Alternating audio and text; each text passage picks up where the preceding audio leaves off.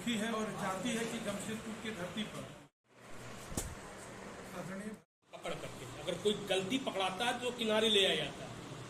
मेले में अगर पकड़ के रखेंगे भगदड़ होगा कि मामला क्या हो गया। जब उसको पकड़ करके यहाँ ला करके पुलिस को इंतजार करना पड़ा, कम से कम पौन घंटा पुलिस अपने काम में लगी थी। विसर्जन में लोगों ने पकड़ करके रखा था।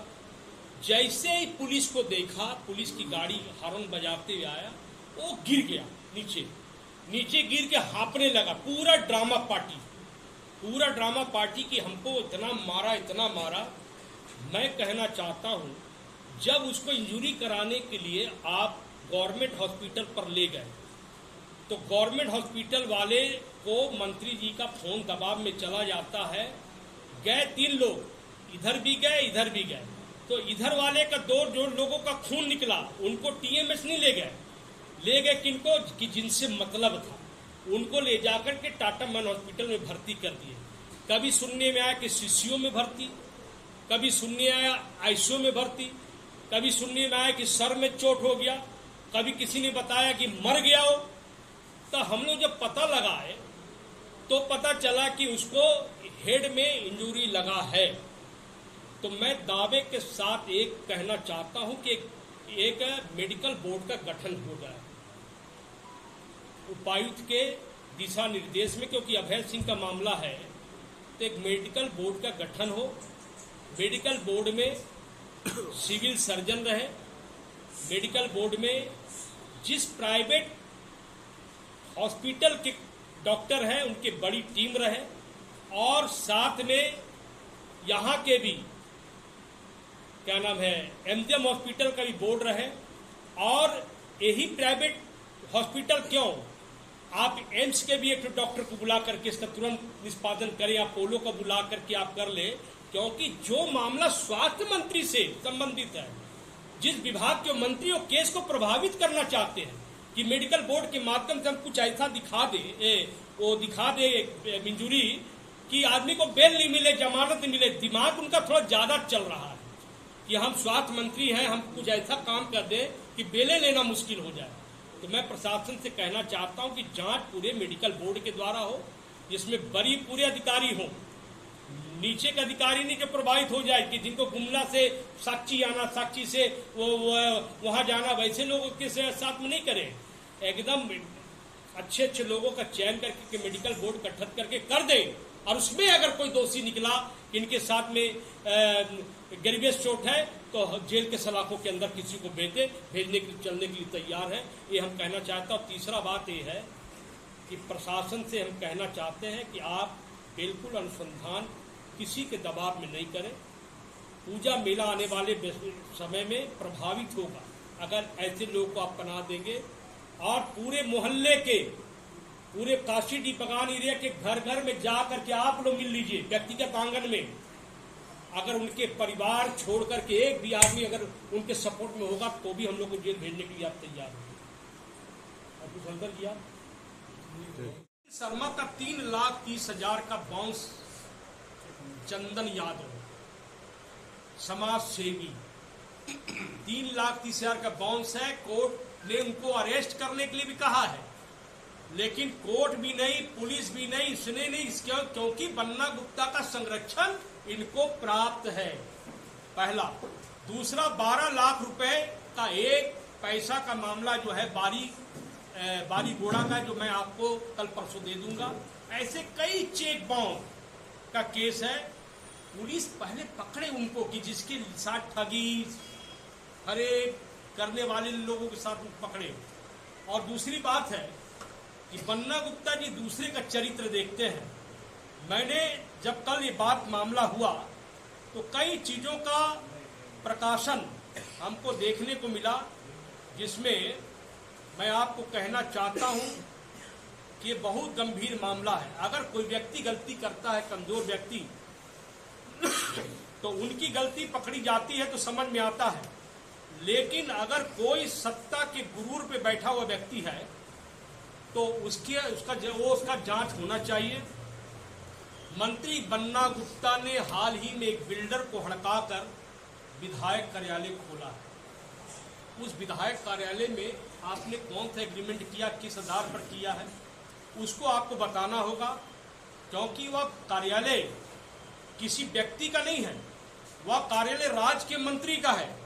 तो मंत्री जी को जवाब देना होगा कि हड़का कर विधायक कार्यालय खोला, बाली चेला स्कूल के पास उसकी बिजली नहीं आ रही थी, एक बिल्डर को उसने हड़काया, उसके भतीजा और बेटे ने सौदेबाजी की और पूरा निचला हिस्सा अपने नाम करा लिया। आप पता करिए, मैं इसको ईडी को लिखूंगा, आप इसको पता करिए। इसका दस्तावेज भी नहीं बना है। कोई भी चीज का दस्तावेज होता है ना भाई, हम एक घर में रहते तो मेरा आधार तो होगा, लेकिन मंत्री अगर रहते हैं तो कुछ आधार बनाए होंगे, उसको प्रकाशित करने की जरूरत है। हाई कोर्ट जब अवैध बिल्डिंग पर कार्रवाई कर रही थी तब भी +6 तल्ला बिल्डिंग कर दी गई, जिसको बिजली दे दी। नवरात्र के मौके पर ही वहां विधायक कार्यालय खोल दिया गया। ये मंत्री जी का कारनामा है।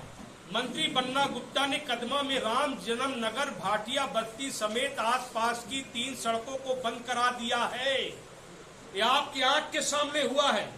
मंत्री जी ने जो कार्यालय बंद किया, ताला दरवाजा, प्रशासन का सांस नहीं खुला कि दरवाजा खोल दो, चूसको का सांस नहीं खुला, या तो जिसको नोटिफिकेशन निकाले क्या हमने बंद किया है। किसने बंद किया? प्रशासन के कहने पर बंद हुआ कि मंत्री के कहने पर बंद हुआ कि हेमंत सोरेन जी ने बंद किया कि जिसको के अधिकारियों ने लिखित दिया? आखिर कोई तो एक व्यक्ति होगा कि जो दरवाजा जो बंद किया गया है, जो रोड बंद किया गया, उससे वहां की जनता भयक्रांत है। यह मामला गंभीर है, ठीक है। ये मामला को उजागर करने वालों के साथ में कार्रवाई करते हैं। जिस मंत्री गुप्ता जी ने वहां की सड़कों के चौड़ीकरण को लेकर दुकानदारों को धमकाया, इसके मतहत लोगों से, दुकानदारों से बातचीत की, सारे दुकानदारों को हटाने पर रजामंदी हुई, लेकिन जितना चौहद्दी दुकानों की थी उससे कम पर सारे दुकानों को पीछे कराया जा रहा है। अगर बन्ना गुप्ता ने इन दुकानदारों को हटवाया नहीं है तो फिर उनके साथ अन्याय हुआ तो क्यों चुपचाप देखते रहे? करीब 50 दुकानदार इससे प्रभावित हुए हैं। बिष्टुपुर बाजार में मुस्लिम समुदाय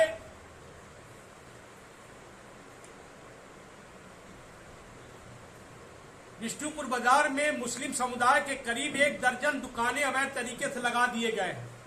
शहरात की जमीन सरकार की हो चुकी है। इस मुस्लिम समुदाय के लोगों को प्रश्न मंत्री का है। उन्होंने इन दुकानों को लगवाया और उनके भतीजे को बदले में पैसे मिले। मैं आरोप सीधा लगाता हूं, आप क्षेत्र के मंत्री हो और आप अगर एक कारनामा नहीं होता है तो आप जांच कराइए और लगाइए कि अभय सिंह ने मानहानि का, अभय सिंह को केस करेंगे हम।